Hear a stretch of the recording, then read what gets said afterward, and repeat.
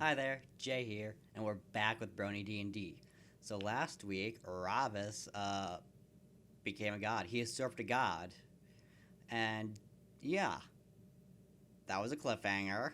The session ended, and this week, instead of starting the next chapter, we are getting a lore video instead. Now, you might be upset by that. I know I was, but it's Rhyme's backstory, so this is gonna be fun. Rhyme, the beginning, Brony D&D side story, beginning in 3, 2, 1. Click. Rime, the beginning. This is going to be much 1 shorter week, than usual. 7 days. That was all it had taken for Jalum Tanliel, hero of the stolen Directian Queen Jaminia, and steward Ziadril Phoenix here to sign the order to secure the resources for a large orphanage to be built on the palace grounds and staffed full-time with teachers, cooks, and caretakers. Good. That had been one of their highest priorities after the crisis brought to the kingdom by Princess Simula, taking care of the children left behind after her vicious withering attack and the demon's rampage, and they quickly rallied support for it. An unused pair of guest mansions in the back of the palace grounds had immediately been renovated, with no small help from the Golden Dragons who had stayed after the siege, into a large facility to house, feed, and educate the 363 children completely orphaned in the chaos. What? In only 2 weeks, 363? through the determination of the heroes and the immense strength of the dragons, the children of Directian were in the care of the palace. Gosh. 7-year-old Rime Bowerstone had never met most of the heroes of Directian, and had only seen the half-elf Tanliel for a scant minute. But as she lay in the bed provided by the orphanage, after the hot meal prepared by the staff, for the hundreds of hungry children, she whispered a little prayer to whatever gods were listening, thanking them. It had only been 2 weeks since her parents had withered in the arena. It had gone by at an oxymoronically slow but fast pace. The days seemed to drag, but so many had passed without her awareness. She was grateful that her and her parents' last words to each other had been loving, comfortable ones, parting with their usual love yous and stay safes. It provided Rime little comfort, but it was more than some. Though she hadn't spoken in nearly 2 weeks, she had heard some of the other children commiserating that the last words they had spoken to their parents were full of anger and bile, and the others were tearing themselves up over it. Even though it made Rime a little uncomfortable, she had spent a good part of her day being clung to by a distraught 5-year-old boy, crying about how he had said he hated his mommy. With so much sadness and despair-driven insomnia in the mansions, it was a wonder that Rime had any time to herself to think. But she had been fortunate in that her 5 roommates had already passed out for the night. She lay on her left side, staring at the cream-colored wallpaper. There was a hollowness in the pit of her stomach, one that she knew wasn't going away anytime soon. There was also a new warmth in her body.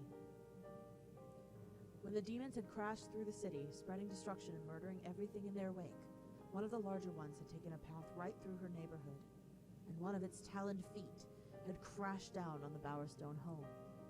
Rime was so sure she was going to die. The wood had crunched under the claws and had sent her crashing to the floor. But when she had put her hands above her to block the blow, a shield had formed around her. A faintly pale blue shield she didn't know how she summoned. But it was there, and it stayed there until she couldn't hear the screeching of demons or the yells of battle anymore.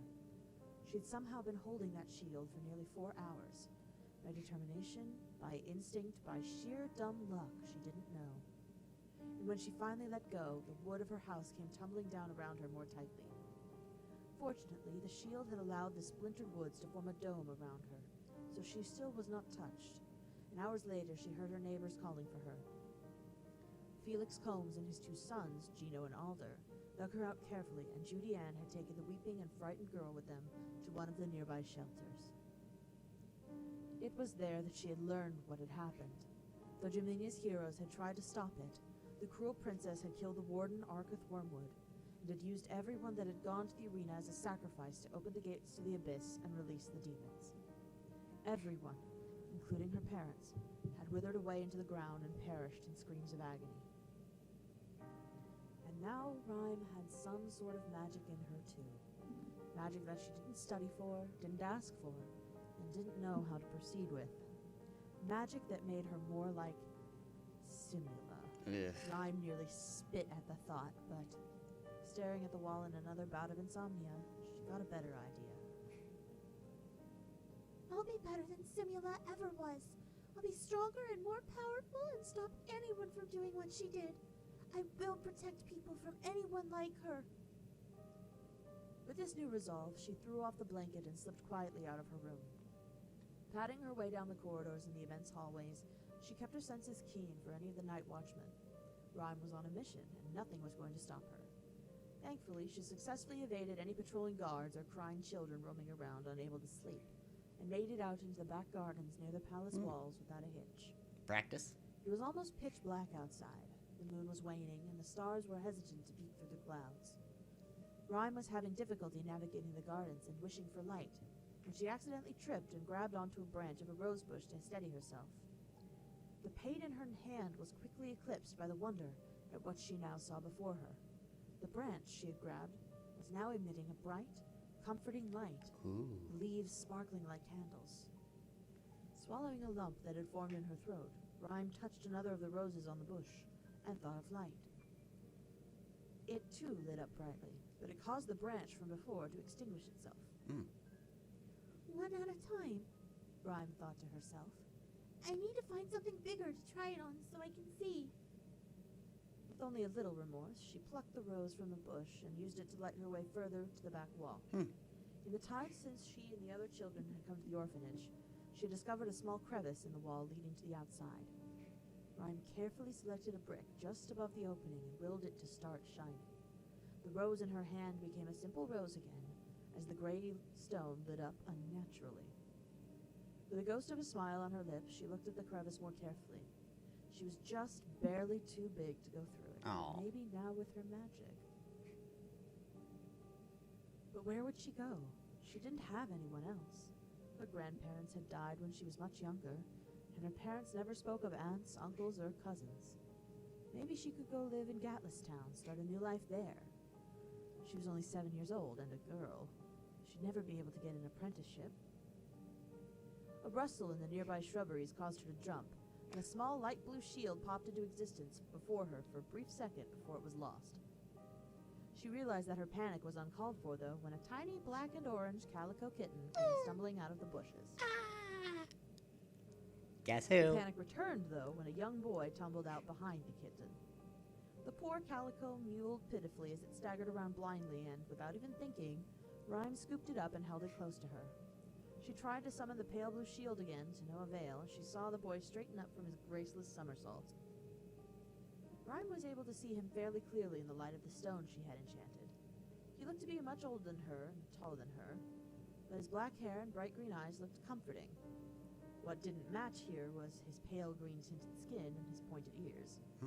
When he noticed her, he shyly rubbed the back of his head and cleared his throat. Sorry, he said nervously, and Rime started second-guessing the need for the shield. Rain. I was trying to catch her. He pointed down to the kitten, now snuggling in Rime's arms, and she followed his finger. She noticed that horrid yellow crusts sealed the poor thing's swollen eyes shut as it purred, and instinctively she clutched the cat closer. I wanted to take her back to my friend so she could heal her, the boy explained. She's a really smart druid. She loves taking care of animals, but the kitty didn't want to come with me. He then looked at Rime more closely, and she tensed at being scrutinized. I'm Rayan, he said, and extended his hand. Cautiously, she reached out the one that wasn't occupied with the feline and took it. He felt oddly warm, warmer than the air around them, and his presence was comforting. She found herself not wanting to let go of his hand, and she inched closer to him. What's your name? He asked gently, his green eyes shining in the light from the brick. She opened her mouth, but nothing came out. For the first time in weeks, she wanted to speak. The kitten mewed from the crook of her arm, rubbing its scaly eyes on her raggedy shirt, and that encouraged her to try again. Rime Bowerstone, she croaked, her voice crackling from lack of use. Rain smiled. Rime? Like Apollo? He asked, and she shrugged. It's not spelled the same. She explained, and he chuckled. That's pretty cool. So, Rime, do you want to help me take care of the kitty? I have to go home soon, and I can't take her with me, he explained, rubbing the kitten's chin with his finger. Home? Rime asked. She could feel the ache of tears behind her eyes, but she refused to let them fall. She'd cried enough. I have to go back to Solania. I've been gone for a couple of weeks, and my uncle is waiting for me, he explained sadly. I don't want to leave my friends. Rime nodded. What about the druid? Can't she take the kitten? Rose is leaving tomorrow. She's going to NASA. Where's that? On the other side of the world. Rayan shrugged. But I've never been there. So could you take care of her? He asked pleadingly, his green-tinted face begging her to help. Rime nodded. What did she have to lose? Rayan beamed and leaped onto her in a hug. Rime did not reciprocate. This is a door beat us. She'd been involved in her fair share of hugs over the last few days, Judy Ann holding her until her tears dried, small children and preteens clinging to her for comfort, but she never reciprocated. Hugs were for people she loved, and they were gone. Rayan didn't pay any mind, though, and continued. Here, I was trying to catch her to give her these pills. He released her and dropped a small pouch into Rime's hand. Maybe she'll take them if you give them to her. She doesn't seem to want to run from you.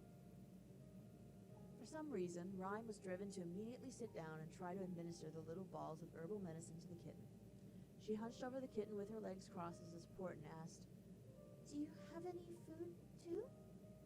From his pocket, Rayan produced a small sliver of roast chicken breast, and Rime took it.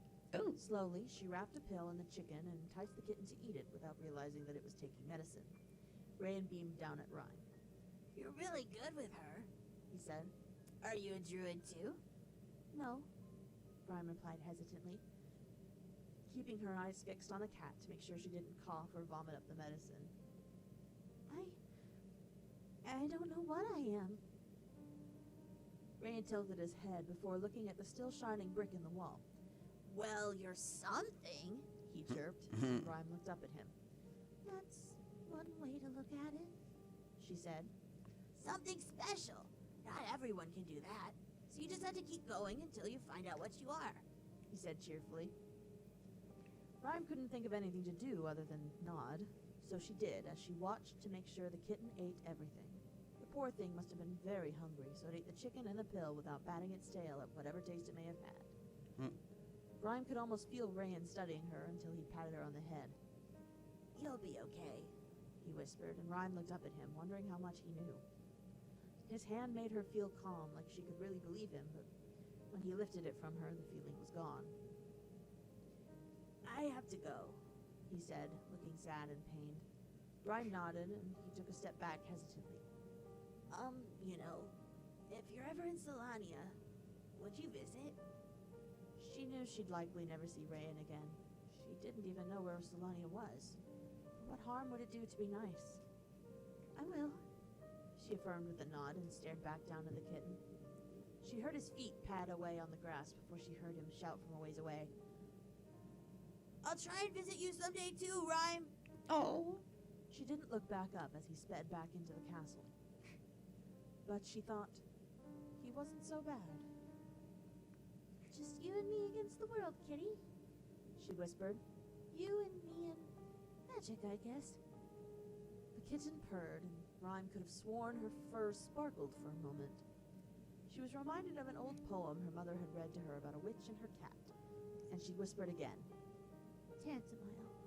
Rime and Tantamile, okay? Tantamile mewed and fell asleep in Rime's arms. Rime looked back at the crevice below the glowing stone. She could escape. She could go anywhere she wanted. But why? She was magic. Where better to learn about magic than Directian? Play along, Rime. Your time will come. A soft, friendly voice whispered in her mind, and Rime nodded. She slept by the wall that night, holding the sleeping kitten and the pouch of pills to her chest. The caretakers who found her the next morning could not wake her through her blue, dew-covered shield.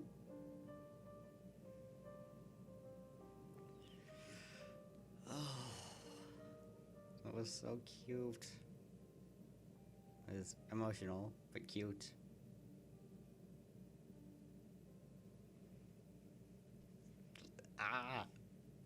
So much Adora beat us. So yeah, like I said, that was much shorter than usual, but by golly, that was worth it. Oh. When was that written?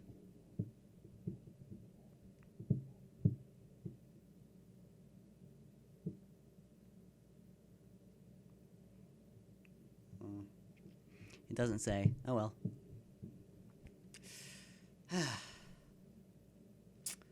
Next week. Next week is when the next chapter starts. Oh boy. After that, I believe I saw there were 15 more episodes to go.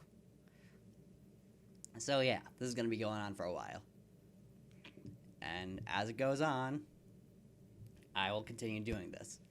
Okay. I am JYoshi64, and I will see you all next time. See ya.